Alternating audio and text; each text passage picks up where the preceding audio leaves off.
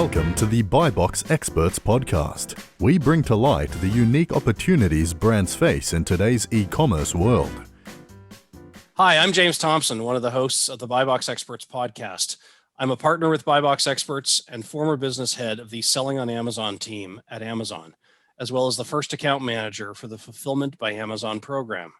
I'm the co-author of a couple of books on Amazon, including the recent book, Controlling Your Brand in the Age of Amazon, a book on how brand executives can address channel governance and brand governance issues brought on by the Amazon marketplace. Today's episode is brought to you by BuyBox Experts. BuyBox Experts takes ambitious brands and makes them unbeatable. When you hire BuyBox Experts, you receive the strategy optimization and marketing performance to succeed on Amazon. BuyBox Experts combines executive-level advisory services with expert performance management and execution of your Amazon channel strategy. Go to buyboxexperts.com to learn more. Before I introduce our guest today, I want to send a big shout out to the team at Disruptive Advertising. For off-Amazon advertising, Disruptive Advertising offers the highest level of service in the digital marketing industry. Focusing on driving traffic, converting traffic, and enterprise analytics, Disruptive helps their clients increase their bottom line month after month. Check out disruptiveadvertising.com to learn more. Our guest today is Rachel Johnson-Greer, Managing Partner of Cascadia Seller Solutions, an agency supporting brands on Amazon. Prior to Cascadia, Rachel worked at Amazon for several years, dealing with direct import compliance, including such issues as testing standards and product inspection. Rachel, welcome and thank you for joining us today on the BuyBox Experts podcast. Thank you for having me. So I got kind of a weird question to start with.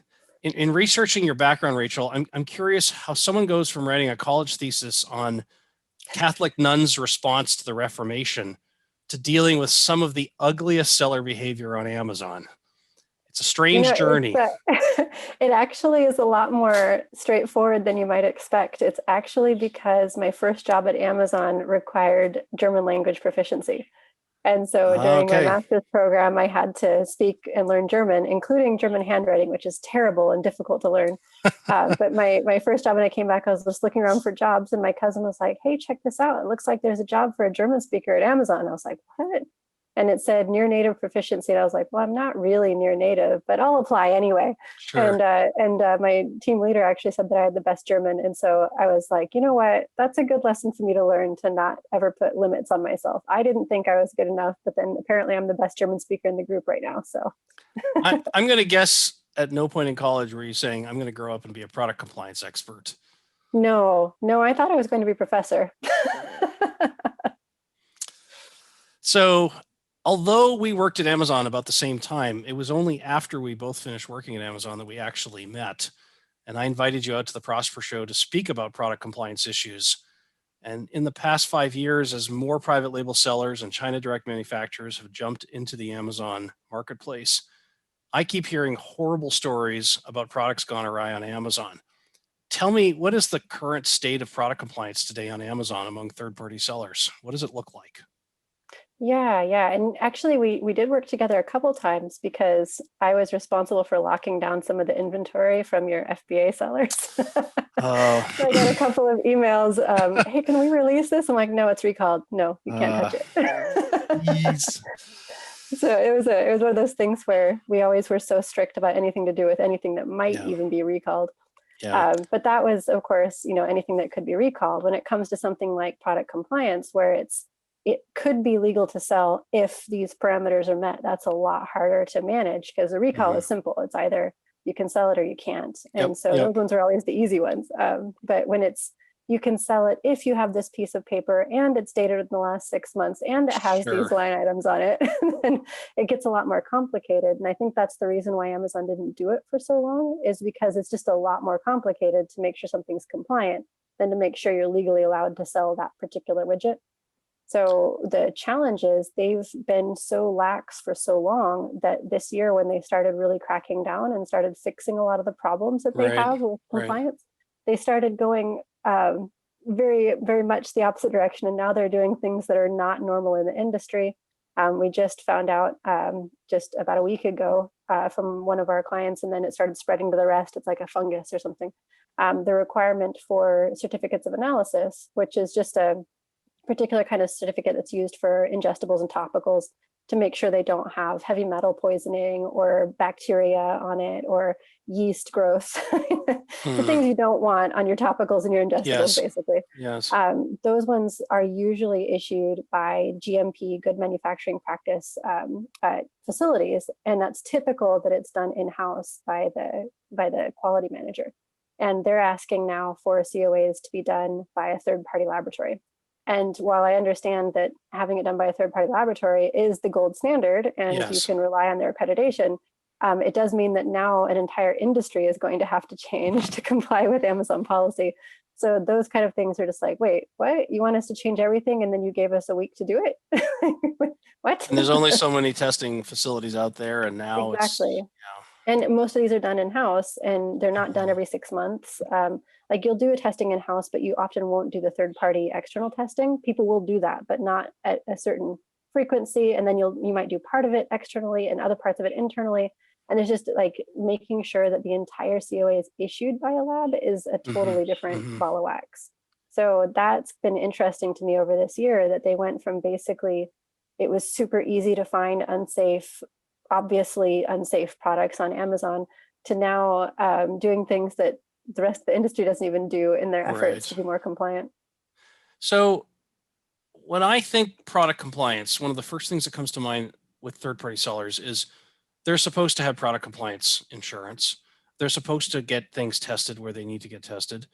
Amazon writes terms into the seller agreement that says you're supposed to do these things, but the actual proactive monitoring of whether sellers are doing these things, subsequent to your example you just gave with some changes, Amazon is very much reactive rather than being proactive on monitoring whether product compliance is actually happening. Where do you see things going here? I mean, with many things at Amazon, the pendulum swings far too much one way and then far too much the other way. Where do you see a stable state for product compliance monitoring for third-party sellers? So when we first started doing product compliance evaluations back in 2011, and we had brought it back in from where it had been done before, 2011, 2012, and we were evaluating imports at Amazon, we had to face the same question because of volume. If you actually do an evaluation properly, it takes you anywhere between 30 and 45 minutes per product. Wow. And if you think about that kind of volume, it's like, okay, no. And then you have to be an expert in the product, or at least understand how to read test reports. Test reports are not standardized. A lab from Shanghai in the same company may report differently than a lab from Shenzhen. And so it's just such an inconvenient type of industry to work with. And so what we did was we switched a few of the very largest of the vendors that we worked with to what's called a reasonable testing program, or RTP. It's something that's allowed under the Consumer Product Safety Commission rules, the CPSC, where if you follow certain requirements and you have a procedure in place, that you therefore can test less often or not provide your testing in certain cases. And so it made our lives a lot easier to go through and evaluate the supplier level rather than the product level. And I really think that's where Amazon needs to go with a lot of this, is to start asking the questions of the seller. Like, okay, give us this information, but let's actually walk through what you do so that we can feel confident in you. And then we don't ask you for any more of this. Because from my experience, good sellers are good sellers, bad sellers are bad sellers. There isn't like a good seller that for this particular one, they did a good job. And that one, they decided to just not do testing for whatever reason. It just doesn't happen that way. Whereas bad sellers are always asking like, oh, well, if I did it this way, could I get away with that? Right, No, right. You can't.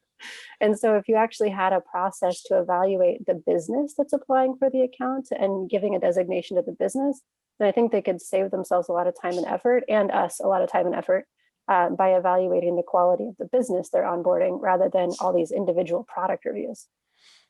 What realistically is best practice for a third-party seller on Amazon today when it comes to product compliance? What at a minimum should a seller be doing to not only meet the Amazon rules, but to be a responsible seller?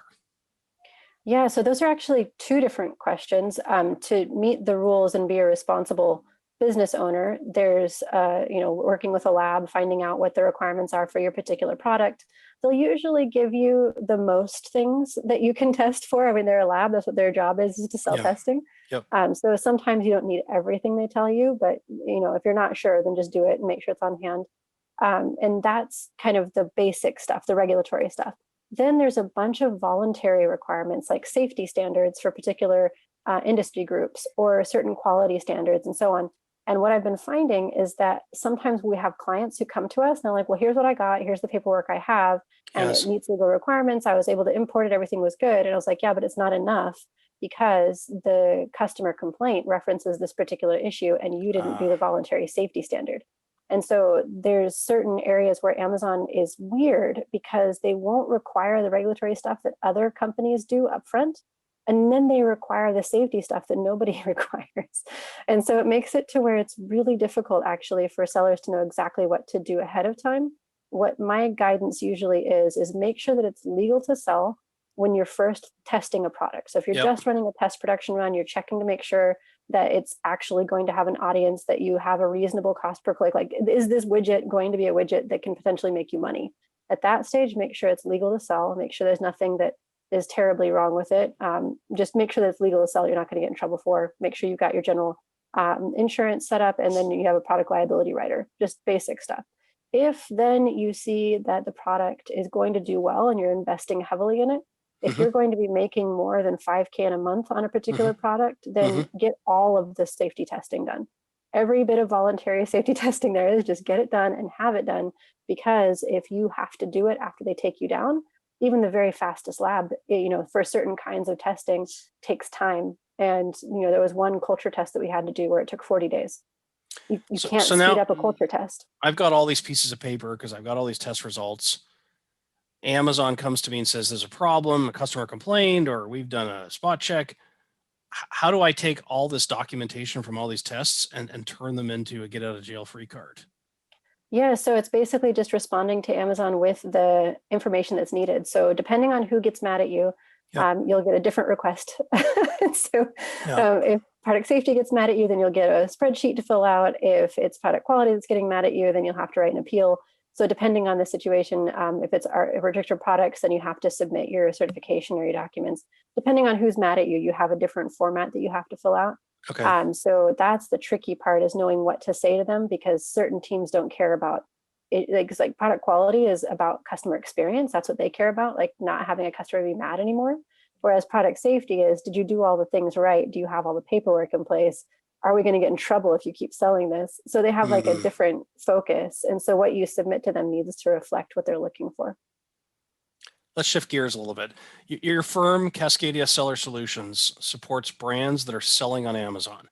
Tell me more about the types of clients you support and what areas of specialty for consultation you provide to clients. Obviously, we've talked about product compliance, but I know you do much more than that.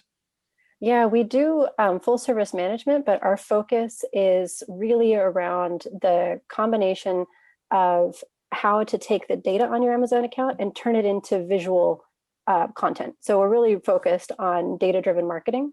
So if you're trying to figure out, okay, what kind of graphic should be here, or what order should my pictures be in, or this graphic seems important, that graphic seems important, which one should go first? And kind of looking into what do customers say, where are customers coming from? We're all about the customer, right? I think it's drilled into you at Amazon. You just start like spouting customer obsession all the time. And so when I was first doing some work for some clients a few years ago, and they were like, okay, well, can you help with this? And of course, when you're first starting a business, you're like, of course I can help with that. And so I was working with it and I was like, wait a second, I don't feel comfortable making a decision on what this should say based on my own opinion and my own experience. I don't think that's a good way to do this. I want to understand what the customers are saying. And then you go and start poking around and you realize that Amazon has absolutely crappy data to figure out what customers actually care about.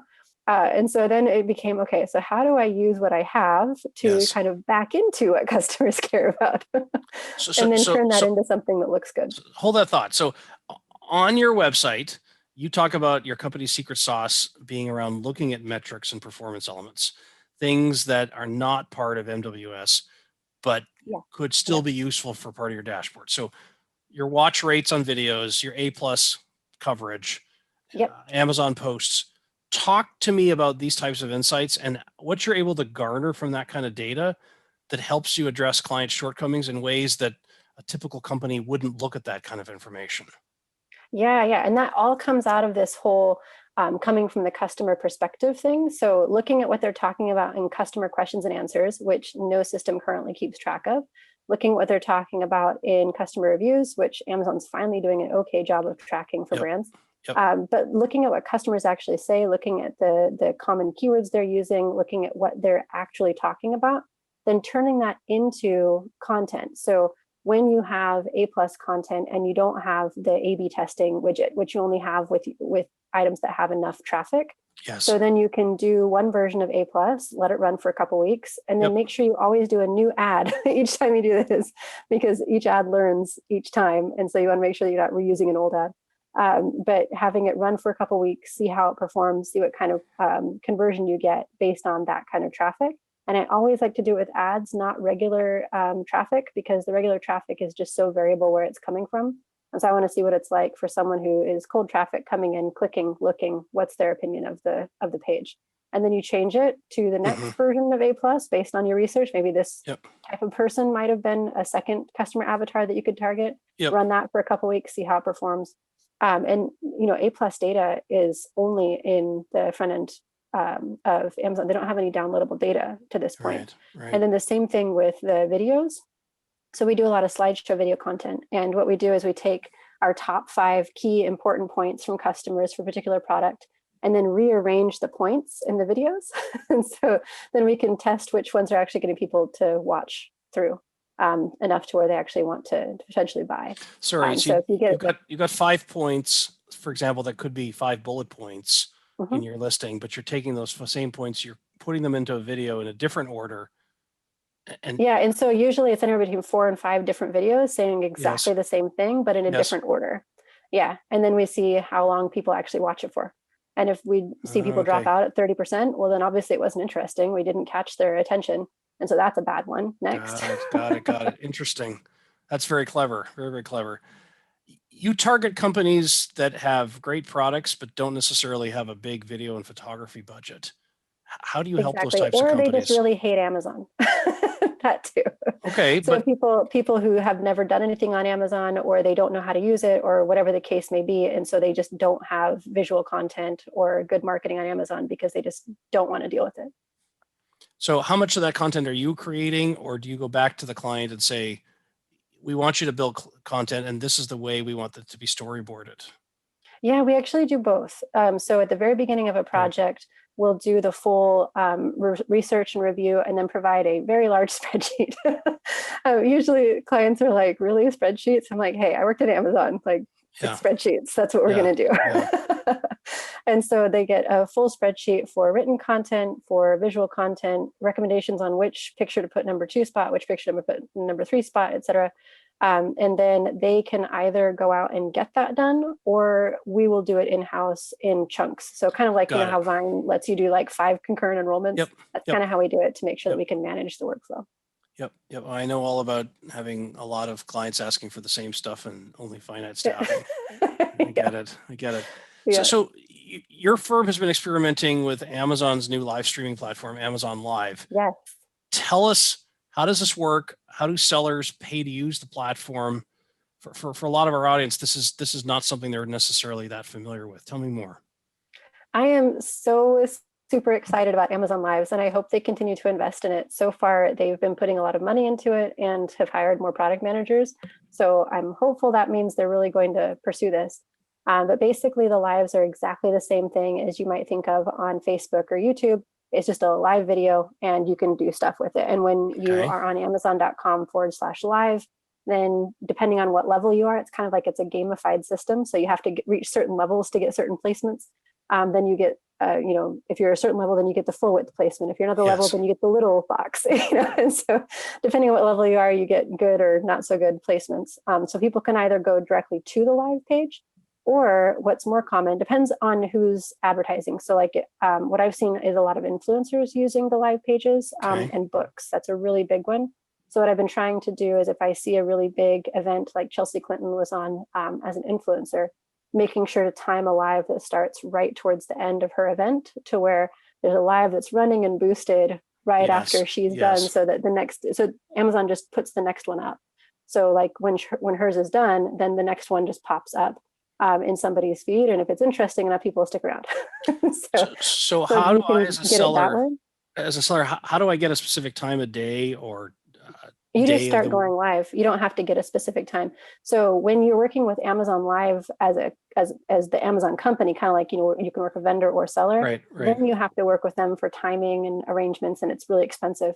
If you're a seller just going live, you can do it whenever you want. You could do it in the morning if you want to. You probably wouldn't get very many people, but you could still do it. So I'm still not completely clear on how this works. I'm a seller. I sell widget ABC. I want to promote that through an Amazon Live. I want to do a live demo, how we use these products and how it makes your home or your life that much better. I literally set up a camera and I start running an Apple iPhone camera. Yeah. Very specific. Yeah. I was really hoping they'd expand it to Android, but no, it's on the Apple platform. So you have to have an Apple phone. You have to get the app from the Apple store for it to work. And you can either do it from the phone, which I don't recommend if you can at all, not do the phone, because the sound is so terrible. They have to use the sound in the phone. It's not, you can't use the earbuds or anything. It was so frustrating trying to get this figured out. But it's the sound directly in the phone, the microphone in the phone. That's it. Yeah.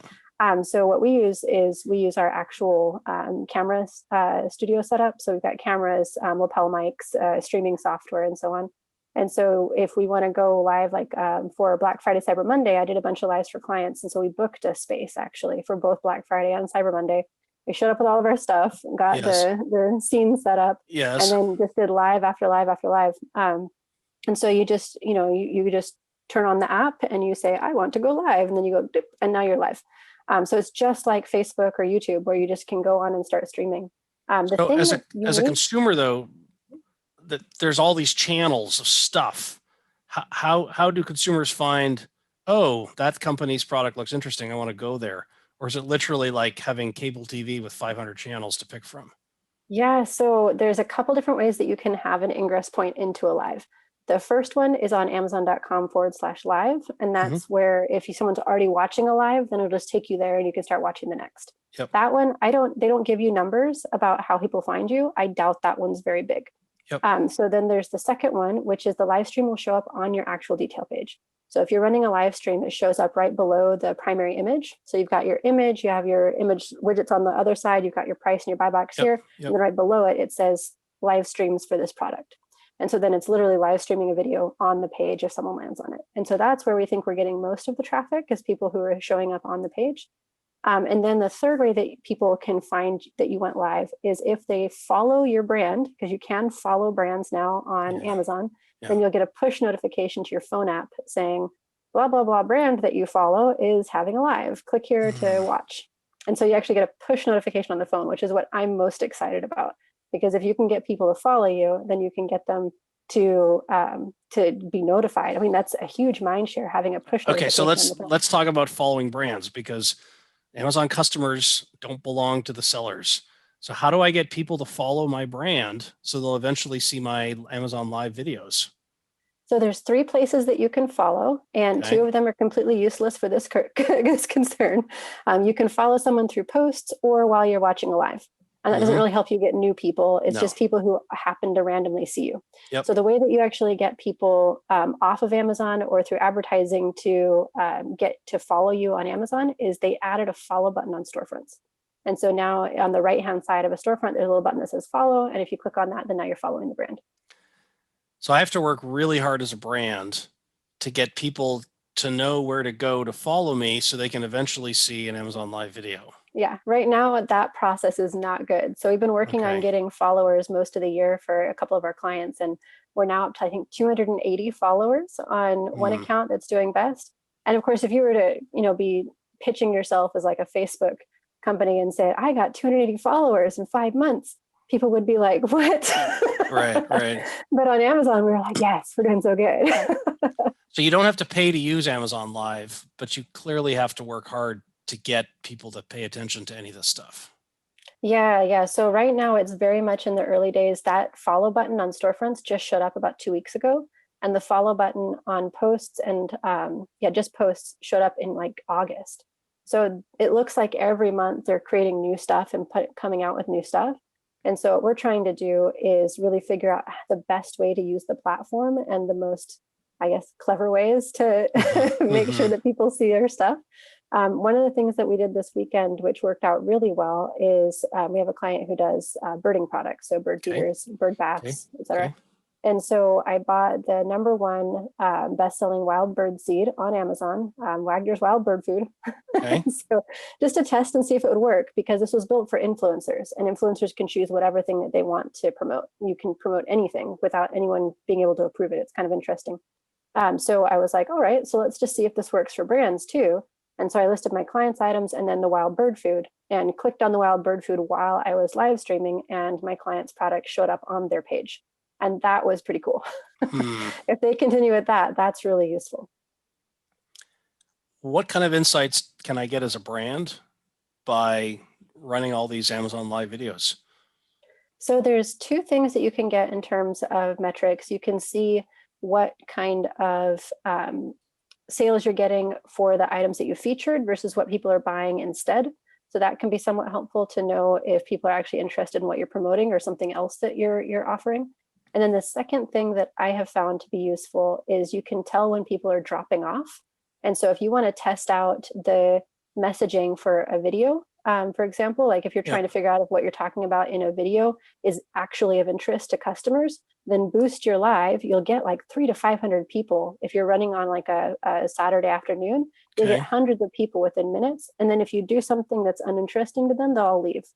And so you can test things out and see if it's actually interesting before you invest in some sort of expensive video making company. So I personally see this now as like at the stage that it's at is more of kind of testing, refining, iterating, and then hopefully they continue to invest in this, because what we're seeing come out of China in terms of the amount of stuff that's selling through Alibaba live events is just insanely good. I mean, millions and millions of dollars sold to that platform. If I'm a brand or a seller and I'm trying to figure out how to spend my dollars on advertising, on image creation, on video creation, on live video, where do you see Amazon Live fitting in with all those other efforts?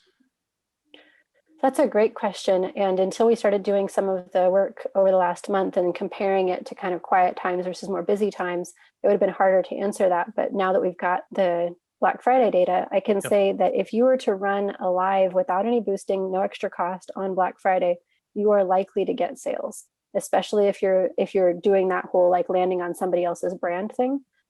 We actually got quite a lot of sales out of that. And it took me about 20 minutes of being live, and we sold about $300 worth of stuff. So that's not too bad in terms of time commitment and money commitment. The cost per click in that particular space is about $1.80 a click.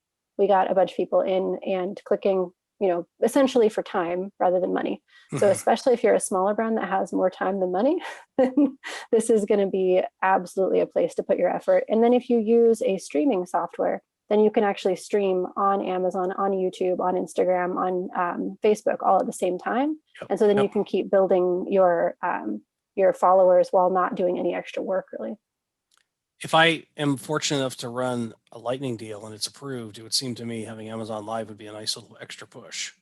Absolutely. So doing something during a live, like a live during deals is great. In fact, during their, they did a webinar, the guys from the live team, and they were saying that if you have deals, you need to be live during the deals because of the placement value. So it's like, okay, that makes sense. So they're saying that it works really well. Let's shift gears. You've worked with brands now for a long time. Sometimes you're having to take down brands. Now you're helping brands to grow. When did you realize that you were good at interacting with brands and helping them meander that Amazon channel? Was there a point where you said, I can do this. I can totally do this. There was more a point at which I said, I don't want to deal with certain kinds of sellers. And then one where I was like, I definitely want to work with these kind of people. Yeah. And the first moment where that happened was I was working on a reinstatement with a client that we'd helped before. And this was back in early 2016. And he was facing a counterfeit complaint from Amazon. Okay. And he was like, this is not counterfeit. I bought these testers on a pallet. I just squeezed them into a new bottle. I was like, you did what? What did you? You squeezed the testers out of their package into a new bottle that you labeled, and you think that's not counterfeit? And it was funny, but it was also just like, I can't keep doing this. This is going to make my brain explode. Yeah. And so like deliberately started going after brands to work with on Amazon. And, we already learned so much about Marketplace, and worked on Marketplace while at Amazon. But, it was just like, no, we're just not going to work with resellers. It just didn't make any sense anymore. I have my own set of stories with resellers, but you kind of have to see that extreme to realize there's different ways of being an entrepreneur and making a living selling stuff. And sometimes if you want to make it a nickel at a time, that's fine. But it's fascinating to see the range of incentives that people seem to view Amazon as offering them. But back in the day when I first started selling FBA to sellers, there were guys that literally had troops of high school kids that would run into stores and would buy up all the crap, and then they would, shine it all up and send it all into Amazon. And gosh, you could scale that to, a $10,000 a month business, but how do you scale that to $1 million a month business? And don't tell me you're going to hire a lot of college kids or a lot of high school kids. It just, some of these things are nice while they last, but they just don't scale. Some of them totally did. So like in 2015, we were actually working with a client who had done exactly that, where he hired a bunch of different kids in different cities to go into Walmart and buy stuff. And then he had a whole thing where he had like this, like an Amway structure almost, you know what I mean? Like where he had like different people working and they had their thing, and he was selling something like $200,000 or $300,000 a month in arbitrage. It was impressive. Wow. The problem is he didn't have any control over any of it. So when they started getting used sold as new complaints, that was that. Let me ask you, what are some of your favorite software tools, consultants, companies that you're seeing now in the Amazon space that are helping sellers, helping brands? Are you seeing anything new and novel that we should keep an eye on? So I tend not to use too many software tools, to be honest. I tend to stick to the same ones that I've been using for a while. So the two that I've been using for years are Merchant Words and Helium 10, and I'm fine with that and just keep reusing them. And the main reason is because I've been using a lot of Google Sheets, and Google data quality is so great because you can make your own dashboards exactly how you like them. And I know you'll appreciate this having come from Amazon, but I don't like other people's dashboards because I don't know what goes into them. So I would rather be able to build my own dashboard with Google and feel confident about what went into that data rather than pay someone else to have a fancy graph that I can't look behind. Rachel, I want to thank you for joining us today on the BuyBox Experts podcast. For those of you interested in learning more about Cascadia Seller Solutions, please visit thinkcascadia.com. And now to finish today's podcast, I'd like to share some final thoughts. For third-party sellers to be successful on Amazon, a critical lever will be soliciting feedback from customers. We at BuyBox Experts are really big fans of the team at Ecom Engine and its tools that help Amazon sellers to simplify the process of messaging customers of Amazon orders. To learn more, go to ecomengine.com. And with that, I want to thank you for listening today, and I look forward to joining you next time on the BuyBox Experts podcast. Thanks for listening to the BuyBox Experts podcast. Be sure to click subscribe, check us out on the web, and we'll see you next time.